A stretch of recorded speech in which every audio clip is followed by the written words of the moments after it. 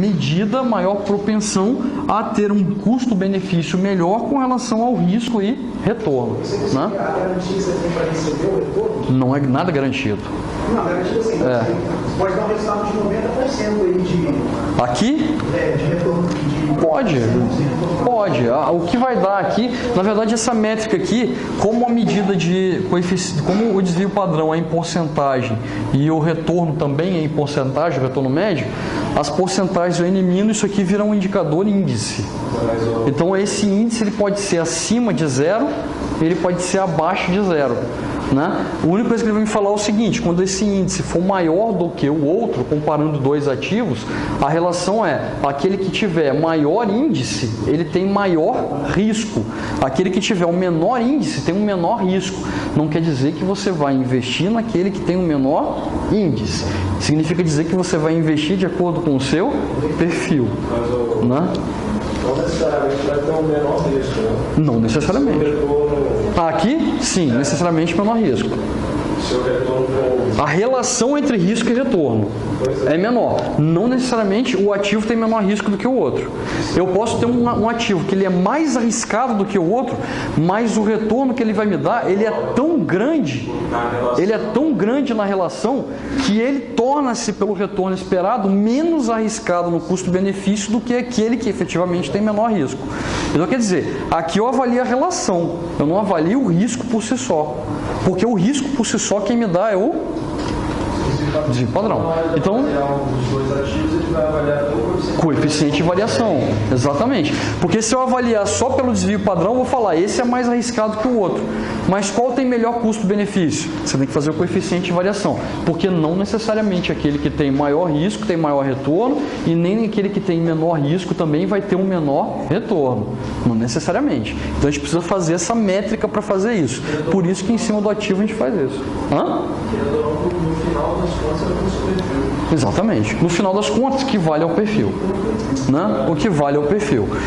Aí ele dá um exemplo aqui com relação a isso, a gente começa a entender, né, essa relação baseada num exemplo bem simples que ele coloca aqui, mas vocês vão ver que na hora que você for desenvolver outros exercícios, ele vai partir do mesmo pressuposto aqui, que é identificar quais são as fórmulas e aí executar a operação para você avaliar exatamente aquela relação, né, risco e retorno. Aí ele fala assim, ó, a Norman Company, a empresa fabricante de equipamentos de golfe, deseja saber qual é o melhor dos dois investimentos, o A ou o B. Cada um deles exige um dispêndio inicial de 10 mil e ambos têm uma taxa anual de retorno mais provável de 15.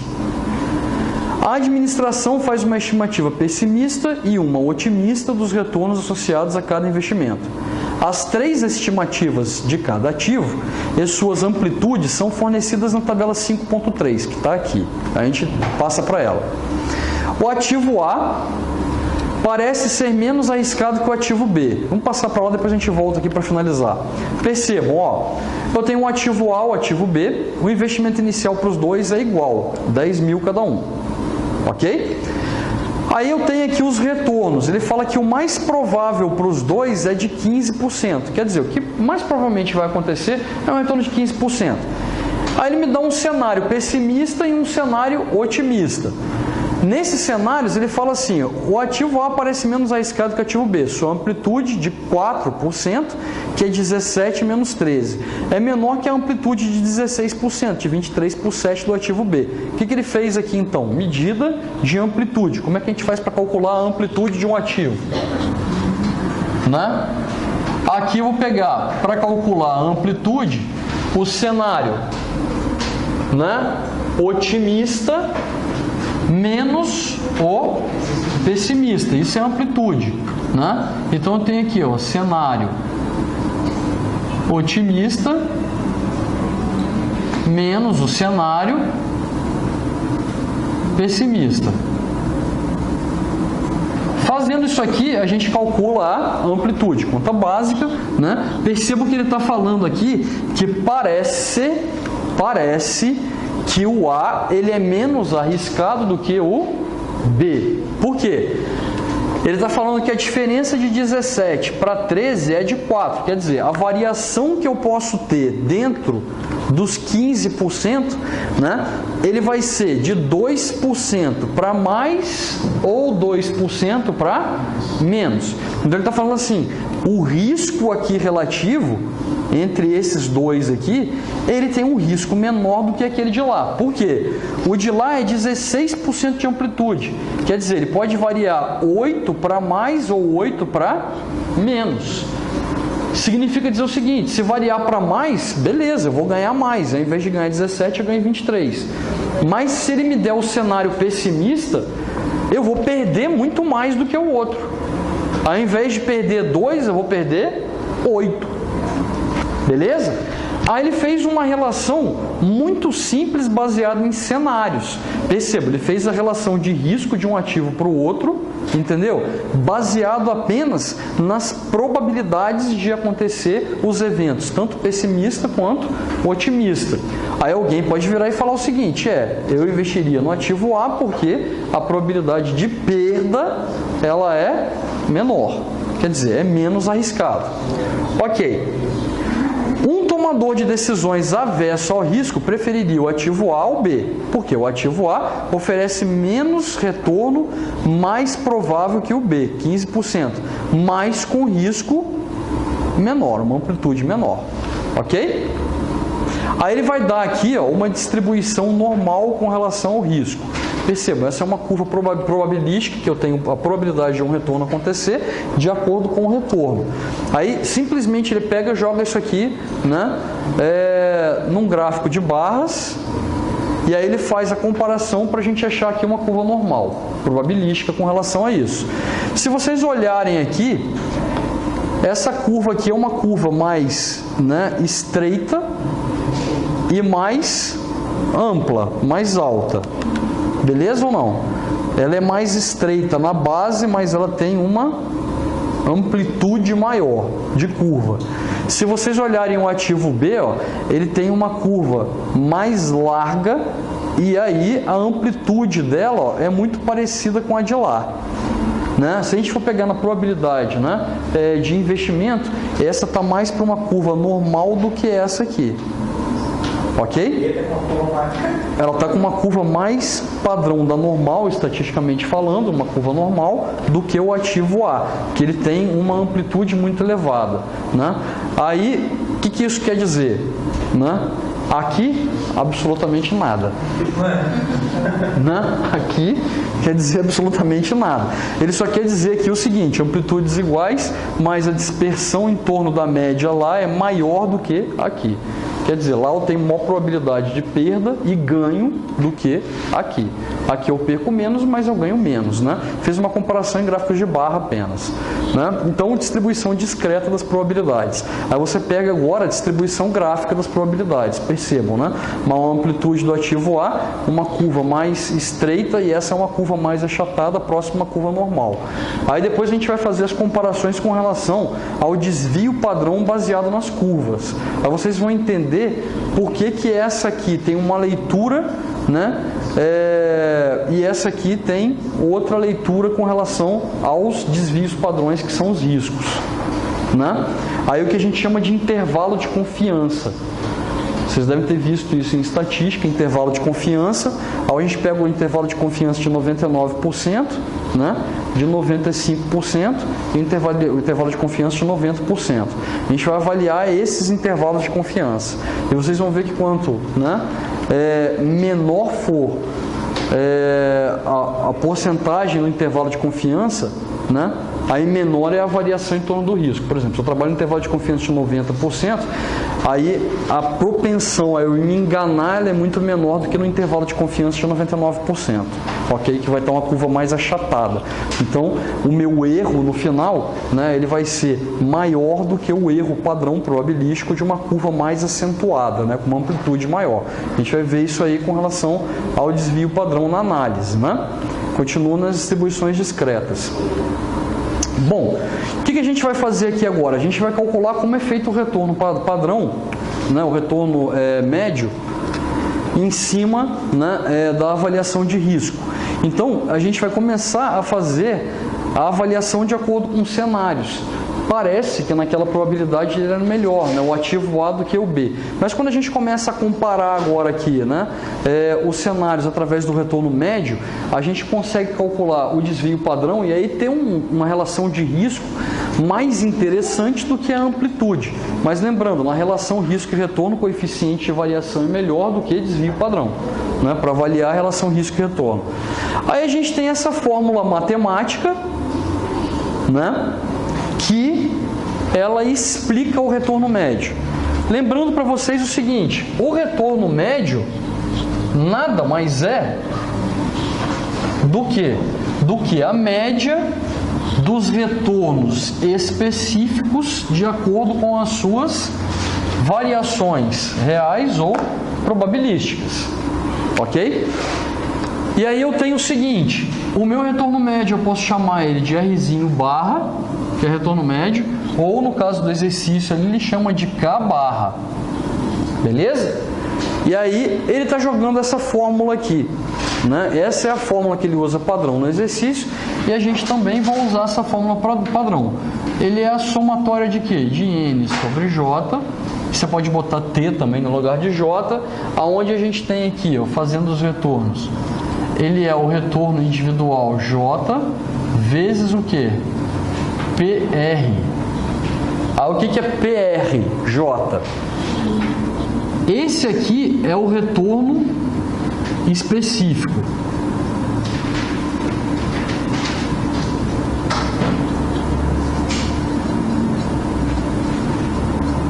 E esse aqui é a probabilidade dele acontecer.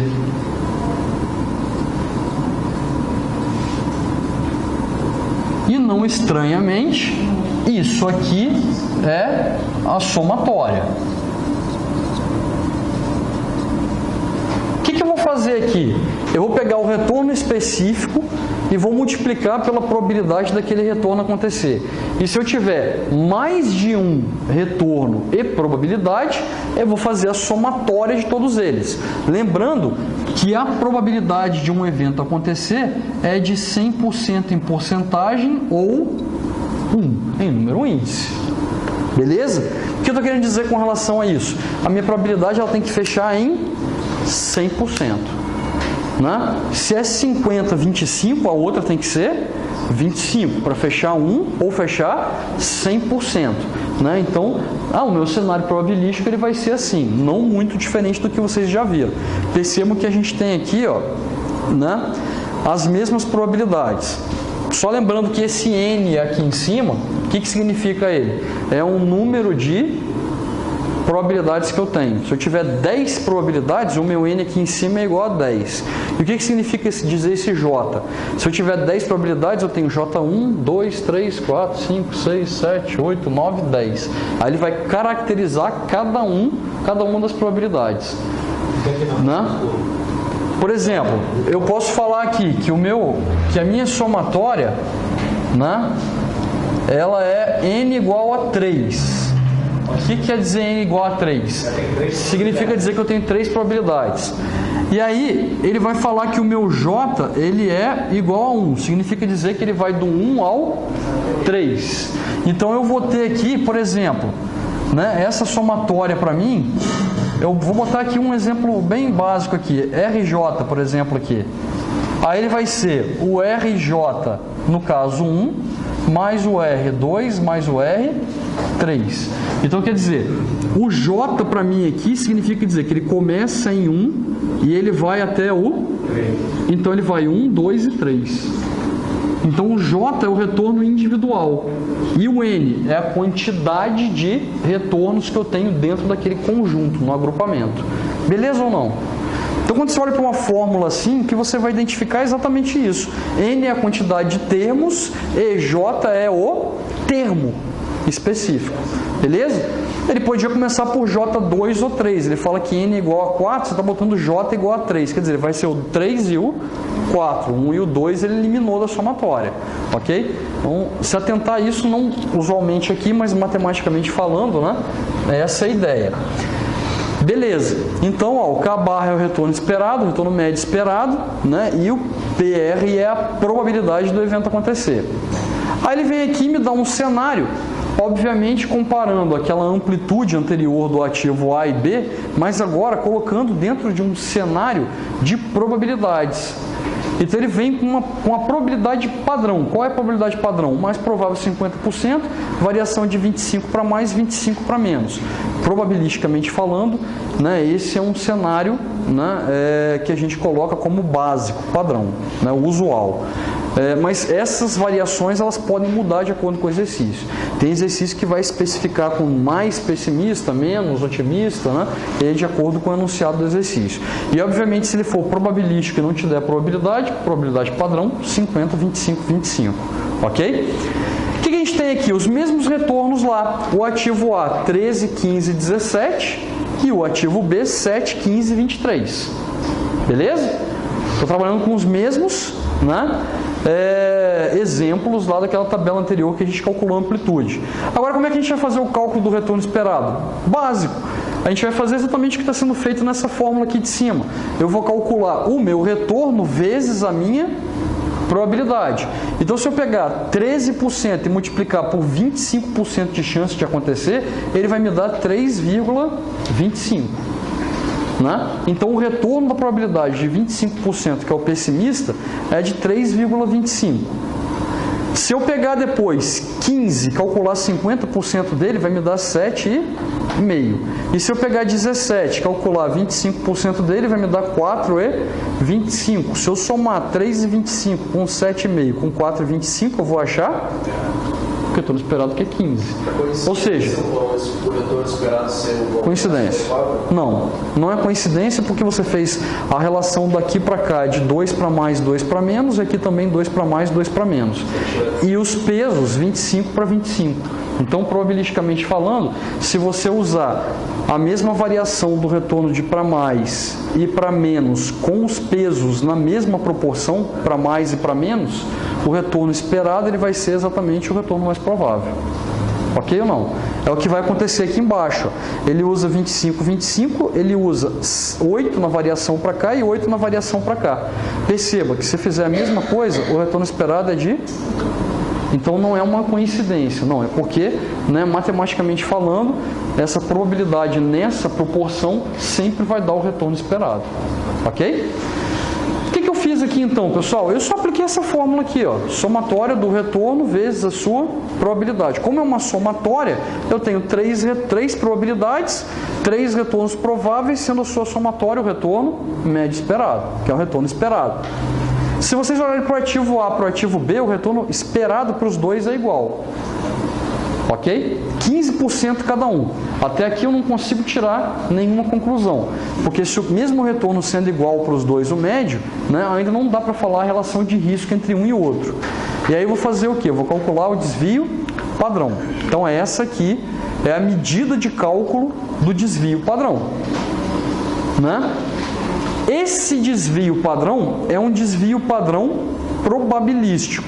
Aí aqui embaixo ele mostra uma outra métrica de cálculo de desvio padrão, né? Onde ele fala, ó, a fórmula comumente usada para o encontro de desvio padrão para os retornos em uma situação em que todos os resultados possíveis são conhecidos e se supõe que todas as probabilidades são iguais. Aí ele coloca, né, esse desvio padrão, onde um N é o número de observações, né, enfatizado na 5.3, aí tem lá no capítulo falando exatamente dessa probabilidade aqui. Então ele está usando aqui, ó, né, o desvio padrão, né, aqui populacional, não amostral, onde eu uso N-1. Ok? O que a gente vai fazer aqui? Para entender agora essa fórmula do desvio padrão. Vou apagar isso aqui, tá? A fórmula do desvio padrão, ela é a seguinte. Ele está falando para mim que o desvio padrão nada mais é do que a raiz quadrada da somatória, N de J, sendo J igual a 1, de quê? Do retorno do ativo, que ele chama de CALI, vou botar igual, ó, o retorno menos o retorno esperado, que é o retorno médio esperado, elevado ao quadrado, lembrando que esse aqui é J, vezes a probabilidade desse retorno acontecer. Ou seja, eu achei o retorno médio esperado lá que foi 15. Aí vocês vão ver o seguinte, o retorno do pessimista, do cenário pessimista, por exemplo, no A era 13. Então o que eu vou fazer? Vou pegar 13 menos o retorno médio, menos 15, vai dar menos 2. Vou elevar ele ao quadrado, ele vai ficar 4. E vou multiplicar pela sua probabilidade, 0,25. Esse é o cálculo do primeiro. Isso aqui mais o retorno mais provável. Qual é o retorno mais provável? 15. Vai ficar 15 menos 15, 0. Elevado ao quadrado, 0. Vezes a probabilidade de 50, 0. Mais o retorno do cenário otimista, 17. 17 menos 15, 2. 2 ao quadrado, 4. 4 vezes 0,25 que é a sua probabilidade. Soma todos os três e aí faz a raiz quadrada. Aí você tem o quê? Você tem o desvio padrão, né, do ativo J, ou no caso nosso aqui do ativo A, né? Esse aqui é a especificação do ativo. E você vai fazer isso para um e para outro. Percebam, ó, é o que foi feito aqui na relação, né, daquele exercício de A e B. Percebam lá, ó, o meu KJ, que é o meu retorno sobre a probabilidade. Aí eu tenho o K, que é o retorno médio, ó, 15%. Ele fez o KJ menos K, ou seja, ele pegou os 13 do cenário pessimista, subtraiu dos 15 e deu o quê? Menos 2. Aí ele pegou essa relação aqui e elevou ao quadrado, deu 4. Qual era a probabilidade do evento pessimista acontecer? 0,25. Ele pegou 4, multiplicou por 0,25, achou 1. Aí ele foi fazer isso para o cenário mais provável. O cenário mais provável, o retorno era de 15. O retorno médio também é 15. 15 menos 15, 0. 0 ao quadrado, 0. 0 vezes 50% de probabilidade de acontecer, 0. E depois ele fez isso com o otimista. Ó, 17 menos 15, 2. 2 elevado ao quadrado, 4. 4 vezes 0,25 dá 1. E aí ele somou tudo. 1 mais 1, 1 mais 0 mais 1, deu 2. E aí ele jogou o 2 na raiz quadrada. Raiz quadrada de 2 é de 1,41. 1,41 é a probabilidade de variação, estatisticamente dizendo, de dispersão, né, dos pontos dos retornos em relação à média de 15. Então, a probabilidade de subir ou cair não é de 4%, 2 para mais e 2 para menos, igual a gente viu para o ativo A. Na verdade, ele é 1,41. Ele cai menos e sobe menos, né? Então, estatisticamente dizendo, né, a dispersão em torno da média máxima e mínima é de 1,41 e não 2% para mais, 2% para menos. É assim que a gente faz estimativa de campanha eleitoral, de várias outras estimativas que a gente faz em amostragem no mercado, ok? Que a gente faz por amostragem. Então, desvio padrão que eles falam, a eleição aí o presidente tá, deu 50 pontos, 50% de voto para o candidato A, com a dispersão de 2% para mais e para menos. Intervalo de confiança de 98%, eles usam, né, ou 99%, e aí dispersão de erro para mais ou para menos é a margem percentual de 2% fixado, né, ali em cima do que eles calculam. Então eles estão fixando estatisticamente a métrica baseada no intervalo de confiança, né, da estatística utilizada. Aqui não. A gente está pegando os dados da forma como eles são probabilisticamente, e aí não estou falando com relação à amplitude. Então por isso que eu peguei da minha métrica e descartei a amplitude como relação de risco, porque ela não é a melhor utilizada. O que a gente utiliza melhor é o desvio padrão em detrimento à amplitude. Então a amplitude a gente calcula, mas o melhor com relação a risco é o desvio padrão. Beleza? Quem que é?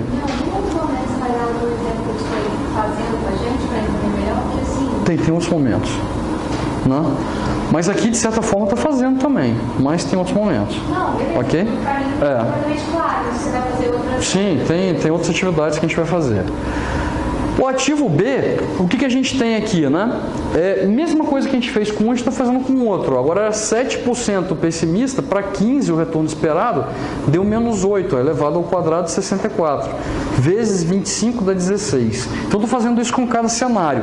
Na somatória deles, ele vai dar 32, e raiz quadrada de 32 é 5,66.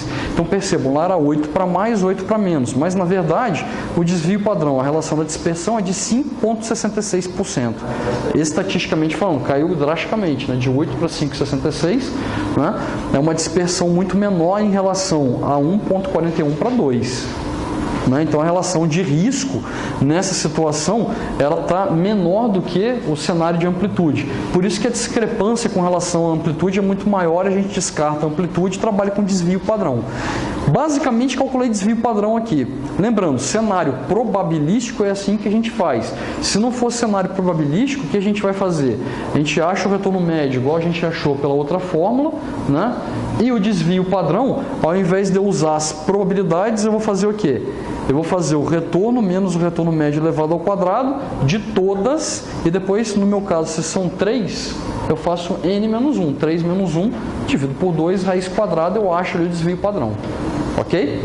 Então, a diferença para probabilidade, para dados já especificados, né?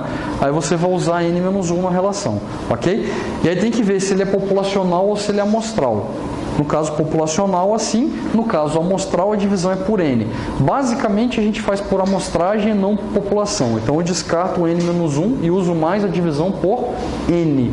Então, sempre que eu vou fazer um cálculo aqui, a gente vai fazer os cálculos amostrais e não populacionais. Então, ao invés de usar, né, o desvio padrão da amostra, que é assim, a gente vai usar o S, né, que é o desvio padrão, né, amostral e não populacional. E aí a gente vai tirar e fazer ele dividido por N. É a única diferença que a gente faz com relação ao cálculo do desvio padrão. Basicamente o desvio padrão feito, né? Então a gente tem as relações dadas aqui, tá vendo? Ó? Aí ele vai mostrar pra gente aqui, por exemplo, obviamente os exemplos que a gente tem aqui no livro, né? Essa relação aqui não é a 12ª edição, o slide, ela é a 10ª edição. Então ele está fazendo mais a contrapartida com relação a investimentos no exterior, principalmente nos Estados Unidos. Aí ele está falando uma relação aqui média, ó, de desvio padrão históricos de algumas aplicações selecionadas lá fora, principalmente nos Estados Unidos. Aí ele fala assim, ó, empresas de grande porte, o retorno anual médio de 13%. E olha o desvio padrão. 20,2%. O que significa isso? Ele vai variar 20,2% para menos ou 20,2% para mais. Então ele vai ter retorno muito positivo ou prejuízo, né? Ações de empresas de pequeno porte. Percebam que ele está falando de ações agora, e não investimento especificamente nas empresas. Ele tem um retorno médio anual de 17,3%. É maior o retorno esperado, mas olha o desvio padrão. Né? 33,4%, ou seja, maior risco com maior retorno potencial. Né? Então aqui ele pode ficar muito mais negativo, quase o dobro. Né? Ele pode perder 100% ou ganhar 100%. Né? Obrigações de longo prazo das empresas. Aqui ele está falando de títulos das empresas, debêntures, notas promissórias de empresa, né, com possibilidades de pagamento. Ele é mais sólido, né, normalmente a renda é fixa porque você tem a garantia da securitizadora, né, a CETIB ela garante. Então a gente tem aqui, ó, 6%, um retorno médio menor, né, mas o desvio padrão também relativamente menor do que, né, uma empresa de grande porte e mercado de ações. Obrigações de longo prazo no governo, a gente está falando de título do Tesouro, no caso no Brasil, né, o Tesouro Nacional, e no caso dos Estados Unidos tem alguns títulos do governo lá, que não é necessariamente o Tesouro, né, chama-se de outra forma lá. E aí você tem, ó, um retorno menor, mas também, ó, um risco maior. Perceba que ele dá um retorno médio menor e um risco maior. Né? Então a relação risco e retorno tem que tomar muito cuidado com relação a isso. Nem sempre aquele que tem o maior risco tem o maior retorno. Né? E a letra do Tesouro dos Estados Unidos. Aí sim, um retorno muito menor para um risco também muito menor. E a inflação média medida lá, 3,2% a média do ano, né? E um desvio padrão de 4,4%. Quer dizer, a variação do retorno médio esperado, ele é praticamente parecido com o desvio padrão. É por isso que você fala que lá, às vezes, tem deflação ao invés de inflação. Quer dizer, ao invés do preço do produto subir, ele cai. Né? Você compra isso aqui, por exemplo, esse ano por $10, você vai no ano que vem, ele está $9, teve deflação de 10%. né? Quer dizer, caiu. Acontece, né? Sonho de consumo no Brasil. Nunca, né? Não espera isso nunca aqui não. Mas, né, acontece lá, aqui não. Na Europa também em alguns países.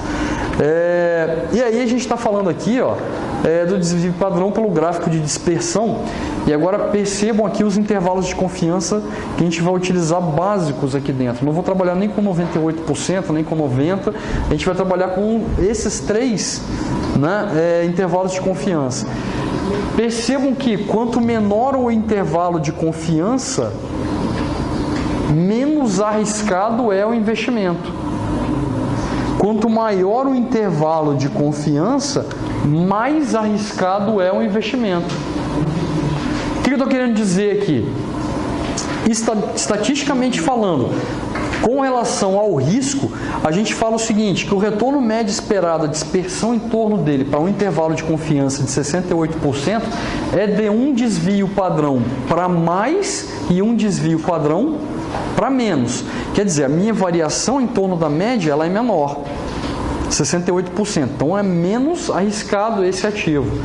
Quando eu coloco um intervalo de confiança de 95%, percebo que o meu risco, que é o desvio padrão, ele aumenta.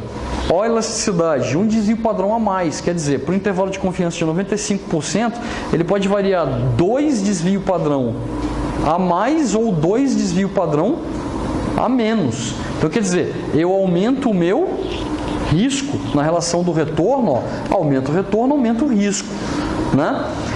E se eu coloco um intervalo de confiança de 99%, essa relação passa a ser 3 desvios padrões. Tanto para mais quanto para menos. O meu risco é maior, né? E aí o erro estatístico na probabilidade ele também vai ser maior com relação a esse intervalo de confiança. Então vocês estão vendo que a relação de intervalo de confiança para risco calculados em desvio padrão é essa, e é básica. Então toda vez que a gente for falar em algum exercício, calculando, né, um cenário de 2 ativos para um intervalo de confiança de 95%, faça a relação de risco, né, de acordo com um retorno médio esperado de tanto. O que você vai fazer? Você vai achar o desvio padrão, achou o desvio padrão, 95%, você multiplica o desvio padrão por 2 e é ele para mais e é ele para menos. Então é de acordo com a estatística dada. Isso é probabilidade, é probabilístico, você usa isso como norma padrão. Então sempre que ele dá intervalo de confiança, você vai levar essa relação de desvio padrão aqui embaixo, né, para fazer o cálculo do risco baseado, né, no coeficiente de variação. Beleza. Quer dizer, no intervalo de confiança, né, não coeficiente de variação. Coeficiente de variação. Coeficiente de variação foi aquela métrica que eu passei para vocês no início, onde a gente faz a relação do risco pelo retorno médio. Tem uma barrinha aqui em cima do K, tá? Tá bem coladinha ali, mas é um K médio, né? Um K barra ali embaixo, né? Essa medida aqui é a medida mais confiável e mais utilizada para a gente calcular a relação risco e retorno. Então eu descarto o risco do desvio padrão, né, e descarto amplitudes, os retornos esperados, e levo mais em consideração o meu coeficiente de variação. Beleza? Olha lá, é uma medida de dispersão relativa útil na comparação dos riscos dos ativos e retornos esperados diferentes, né? Então, assim a gente mede. Aí ele vai dar o exemplo com relação àquele mesmo exemplo inicial, tabela inicial que a gente fez, amplitude e fez o desvio padrão.